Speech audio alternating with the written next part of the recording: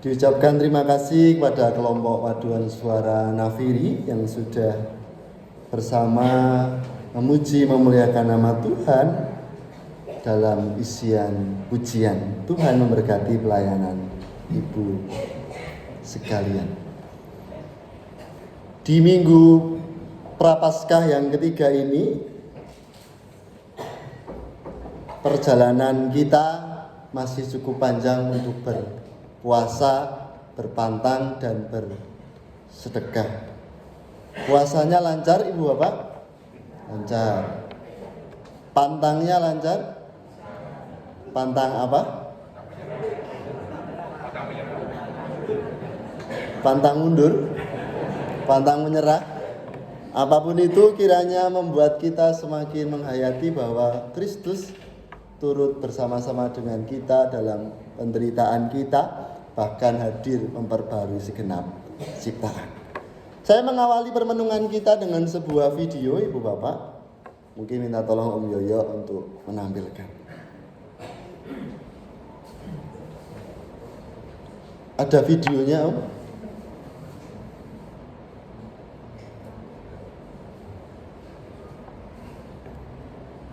Kalau tidak ada, kita mulai dari ini saja, Ibu Bapak. Ini gambar apakah, Ibu Bapak? Kursi. Ketika ada gambar kursi yang terlihat, yang terpintas di benak panjenengan tentang apa? Tempat duduk. Ada lagi yang selain tempat duduk? Ance-ance. Do you know about ance-ance, Ibu Bapak Majelis? Of course, yes. Ada lagi selain duduk ance-ance? Dekorasi, kata Pak Majelis, Pak Selamat. Ibu Bapak Song Leader, ketika kursi ganjel lawang, oh lawangnya men mboten. Jenengan niku ampun buka wadi lho. Lawange sae-sae kok diganjeli. Kursi. Kita semua paling tidak, kecuali saya, sedang duduk di kursi. Paling tidak saat ini kursi di gereja. Kursi itu dalam bahasa Jawa dari dua kata, yaitu, loh kepeane kok hilang Ibu Bapak? Kinukur lan sinawang. Kinukur lan sinawang. Diukur dan dilihat. Enten apa niku? Kinukur lan sinawang. Orang yang duduk di sebuah kursi seringkali diukur dan dilihat. Dan kursi tidak hanya tentang duduk, tentang ganjel lawang ataupun tentang dingle-oglak-aglik ance-ance tadi, tetapi tentang bagaimana orang yang akan duduk di kursi apapun itu akan dilihat. Bahkan sesederhana panjenengan duduk di kursi gereja, siapa yang mengukur dan menyawang orang lain yang tidak duduk di kursi itu? Makanya ada istilah urip iku wang sinawang, penak sing nyawang. Mboten penak sing itu nggih, penak sing nyawang. Salah jengiwun. Selanjutnya, ini yang saya maksudkan, kita diukur dan disawang. Saya seringkali mengibaratkan kehidupan orang Kristen itu seperti tandon dan keran air. Tandon itu dalam rumah berfungsi untuk menyimpan air, entah itu dari air hujan, entah itu dari air sumur, sebelum akhirnya dialirkan menjadi berbagai macam fungsi. Sebelum akhirnya air itu berfungsi pada berbagai macam kebutuhan di keluarga. Kita diberkati, tetapi di sisi lain kita juga dipanggil untuk menjadi berkat, mengalirkan berkat itu dalam kehidupan sehari-hari. Itu diukur dan disawangnya orang Kristen. Diberkati untuk menjadi berkat. Kalau bahasanya GKJ Nusuan, menjadi shalom bagi semua. Nah, dalam perjalanan menjadi berkat ini ada banyak perjuangan yang kita lakukan. Kita menghayati tema air hidup yang memulihkan ciptaan. Jadi kita akan banyak membahas tentang air. Kita ke bacaan yang pertama. Di bacaan yang pertama adalah momen ketika bangsa Israel melanjutkan perjalanan setelah lama di padang gurun, mulai pergi dari Mesir, dia mulai melanjutkan perjalanan sebagai bangsa yang merdeka. Tetapi dalam perjalanan itu mereka tetap kembali mengingat, penak dahulu di Mesir, makanan apa-apa ada. Sekarang mau minum saja sulit, tidak bisa. Dan di momen itu Musa dalam karya yang dilakukan oleh Tuhan melalui tongkatnya memukul batu hingga keluar menjadi air. Dan gerutu bangsa Israel itu seringkali menjadi gerutu yang juga kita rasakan. Adakah Tuhan di tengah-tengah kita atau tidak ketika persoalan hidup banyak? Adakah Tuhan di antara kita atau tidak ketika hidup menjadi tidak mudah? Tetapi dalam perjalanan bangsa Israel ternyata Musa lewat karya Tuhan, tongkatnya bisa memunculkan air yang dipukulkan ke batu. Ini menjadi kabar sukacita bagi kita bahwa Tuhan sanggup mengubah batu cadas yang mungkin tidak bisa keluar air, bisa menjadi air yang mengalir. Untuk itu kehidupan orang percaya itu adalah kehidupan orang yang kaya. Wong Kristen ki wong sing sugih ing pangajeng ngajeng. Kehidupan orang percaya adalah kehidupan yang berkelimpahan dengan kasih karunia dan kaya di dalam pengharapan. Selanjutnya, saya mau mengajak kita untuk belajar membaca dari salah satu teolog bernama Moltmann. Dia bilang kalau kehidupan orang percaya itu harus tidak mudah menerima kenyataan.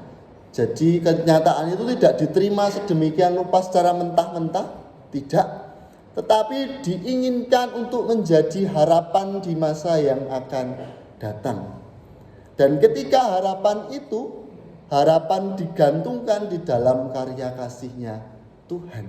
Jadi kehidupan orang percaya pertama-tama adalah kehidupan yang berpengharapan. Tidak sabar akan kenyataan, iya, tetapi kenyataan itu dilakukan, diperjuangkan untuk hidup seturut dengan kehendak Tuhan. Dan inilah yang diundang untuk kita lakukan bersama. Kita mengubah keluhan menjadi doa. Dalam sehari berapa banyak kita mengeluh? Udan sidik sambat. Biyen gerejane durung ana asine sambat panas. Saiki wis ana asine sambat. Dereng kula sing matur lho niki.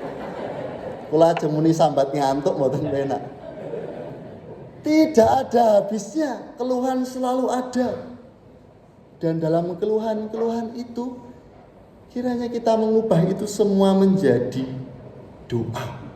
Pemazmur mengingatkan karya Tuhan dalam kehidupannya selalu ada. Makanya jangan mengeraskan hati seperti Meriba. Dan seperti pada hari di Masa. Ini peristiwa yang dialami Musa tadi, di mana dari batu dipukul bisa menjadi air. Kita mengubah setiap keluhan-keluhan kita menjadi doa-doa. Dan di dalam doa itu kita berpengharapan di dalam Tuhan. Selanjutnya, ini gambar apa ini namanya Ibu Bapak? Dulu mungkin kalau saya waktu di pos ronda itu kartu remi disusun-susun sedemikian rupa. Tetapi ini kayu. Ini hal sederhana, tetapi ketika salah satu kayu itu jatuh, yang lainnya bisa menjadi jatuh juga.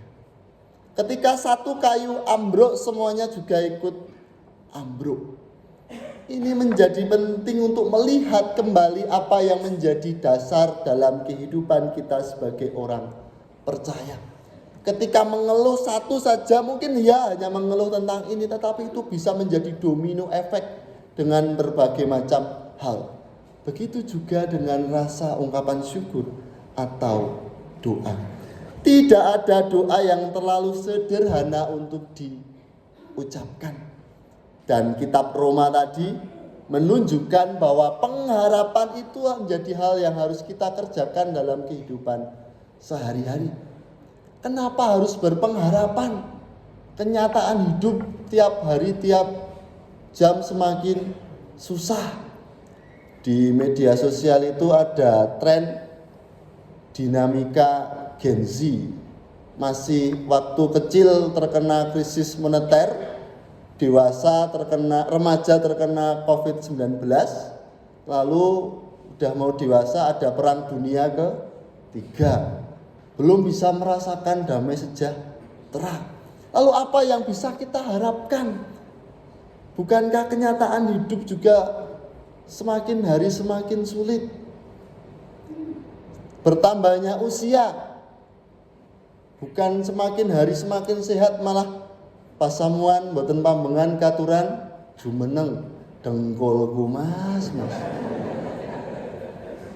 PA di kelompok membaca materi, mas iki matane ora ketok, padahal ketok luru niki to.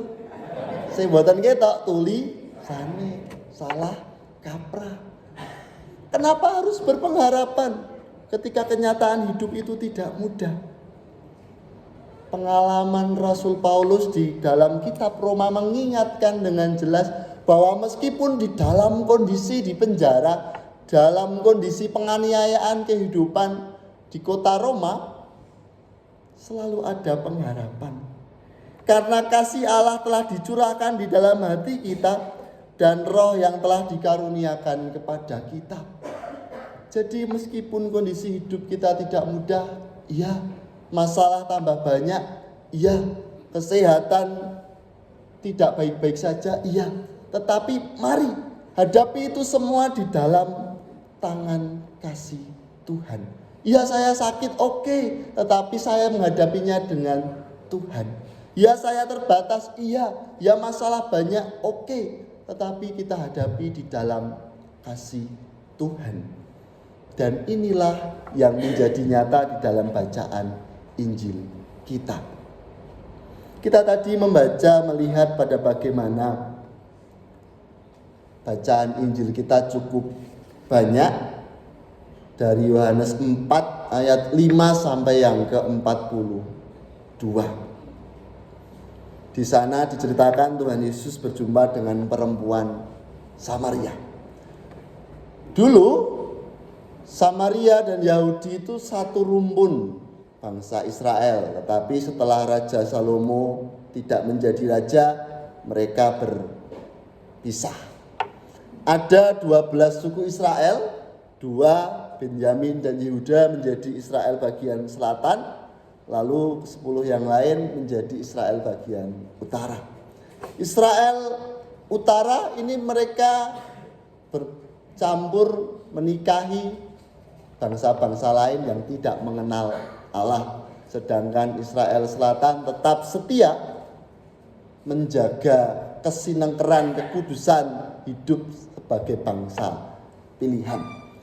Oleh karena itu, orang Samaria dan orang Yahudi ini seringkali tidak pernah akur, padahal mereka satu rumpun sebagai bangsa Israel. Setelah Salomo tidak menjadi raja, keturunannya juga tidak rukun. Nah, di dalam momen itu mereka berjumpa, Tuhan Yesus berjumpa dengan perempuan Samaria di sumur Yakub. Nama sumurnya Siker. Ini dulu ada banyak penafsir yang memperebutkan dasar bahwa ini sumur yang dipercayakan oleh Yakub kepada Yusuf, yaitu anak yang paling dikasihi dari istri yang paling dikasihi. Jadi itu diharapkan menjadi pemulih. Ini beberapa catatan kita terhadap bacaan ini. Tetapi saya mau mengajak kita untuk melihat satu frasa, satu kalimat yang menarik. Di situ terdapat sumur Yakub. Yesus sangat letih oleh perjalanan. Karena itu ia duduk di pinggir sumur itu kira-kira pukul 12. Yesus sangat letih. Ini menjadi frasa yang tidak biasa ketika kita melihat Tuhan kita. Ketika kita punya banyak gambaran tentang kehidupan orang percaya, Tuhan Yesus yang kita anggap hebat, luar biasa, menjadi juru selamat, pun pernah merasakan letih, pernah merasakan dirinya terbatas. Tetapi dalam keterbatasan itu tetap dituliskan bahwa Yesus tetap merasakan keletihan. Dan yang menarik, dia berjumpa dengan perempuan Samaria. Ibu bapak, saudara-saudara yang terkasih dalam Tuhan, seringkali ketika kita menghadapi kenyataan kehidupan kita, ada banyak keletihan-keletihan kita yang terpaksa ditutupi karena tidak elok, tidak nyaman ketika mengeluarkan apa yang menjadi hal yang menjadi keletihan kita. Contoh, ketika ditanya apa kabar hari ini? Luar biasa, puji Tuhan, haleluya, dan lain sebagainya. Tetapi ketika kita mendalami satu persatu kehidupan kita, apakah kehidupan kita benar-benar luar biasa? Apa yang luar biasa, Mas? Masalahnya. Apa yang luar biasa, Mas? Kebutuhan hidupnya. Banyak sekali. Apa yang luar biasa? Berbagai macam hal yang ada dalam kehidupan kita. Bahkan kita pun juga punya harapan, kok ketika bergereja ikut ibadah di GKJ Nusukan kok sepertinya adem tadi, ada banyak AC-nya tadi. Jebule pas nang gereja, wah, kayak disalami akurat disalami, bukan di GKJ Nusukan. Tidak puas menjadi jemaat, coba pindah ke kursi majelis. Kursi majelisnya bukan di sini tapi di sini. Bukan di GKJ Nusukan berarti. Oh, jebule tadi majelis kok masalahnya oke banget. Masalahnya warna-warna, kelompok ini dengan begini begitu. Kok ora damai sejahtera jebul jadi majelis. Kita berpengharapan kecewa. Tak coba cerak karo Pak Pendito, Bu Pendito. Lah, jebule ya menungso biasa. Jebule ya tahu keliru. Jebule ya ngantuk, jebule digoleki ya melipir. Semua ternyata juga mengecewakan. Bukan di GKJ Nusukan. Ternyata itu menjadi manusiawi kita. Lalu pun kita bernyanyi, duwe swiwi aku ya abur. Kenapa kenyataan hidup tidak mudah, saya mau pergi lagi ke surga. Aku kangen mring omahku neng swarga. Dan ini yang menjadi kenyataan kehidupan kita. Seringkali kita berpengharapan, engkau aku nek ngene jebul damai sejahtera. Ternyata tidak. Belum lagi ketika kita melihat selanjutnya kenyataan kehidupan lingkungan kita. Ada banyak sekali persoalan-persoalan lingkungan yang kita hadapi. Dan kita menggumuli tema tentang bagaimana pertobatan ekologis. Makanya saya tidak bosan-bosan menanyakan bukan kabar panjenengan tapi kabarnya Wine Lombok. Mohon saya dimaklumi. Lalu kabarnya Celengan juga. Ini kenyataan kehidupan kita. Alam menjadi tidak baik-baik saja.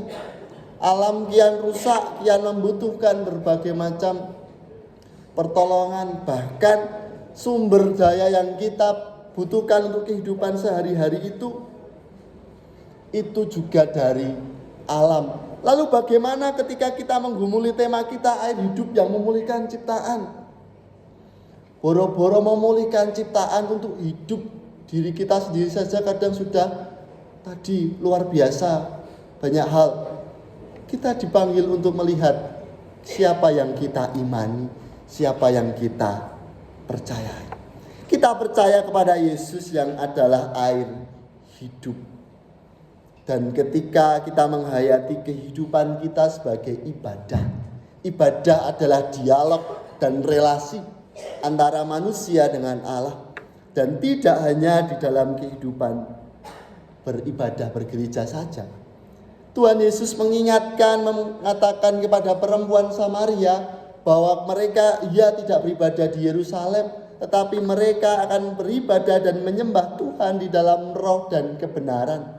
Menyembah Tuhan di dalam roh dan kebenaran ini berarti dalam kehidupannya tidak terpisah-pisahkan, menjadi satu, tidak kaswargan kadonyan, tetapi apa yang dilakukan itu semua semata-mata untuk kemuliaan nama Tuhan.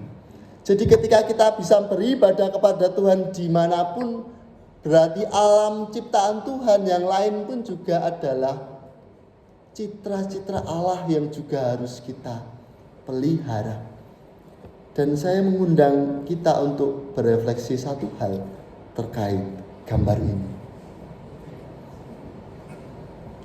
Ini mungkin jauh dari kita. Ini mungkin bukan di sekitar kita. Ini mungkin kita tidak tahu. Di masa depan anak cucu kita masih membutuhkan kehidupan.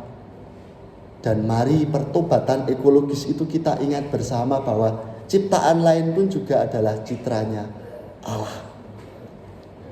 Bukan hanya anak cucu kita, tumbuhan, hewan itu juga memerlukan kehidupan ekosistem yang baik. Gambar ini tentu di sisi lain miris, tetapi di sisi lain ini yang menjadi kenyataan kehidupan kita. Sampah plastik ada di mana-mana. Lalu apakah kita harus menggunakan pincuk atau bagaimana? Tetapi kita ingat kembali bahwa kita harus tetap bijaksana. Bahwa kita juga sebagai pengikut Kristus yang menjadi air hidup yang memulihkan, berarti kita juga dipanggil untuk bersama-sama menjadi shalom bagi semua, menjadi shalom bagi segenap ciptaan. Kita mulai dengan hal yang paling sederhana, yaitu dengan menggunakan air dengan bijaksana, dan kita sendiri menjadi air yang menjadi berkat bagi orang lain. Karena kita sedang duduk di kursi gereja, kinukur lan sinawang, kita diukur dan dilihat oleh yang lain. Sebagaimana kehidupan kita, sejauh mana kehidupan kita diberkati dan juga dipanggil untuk menjadi berkat. Amin. Saat teduh bagi kita.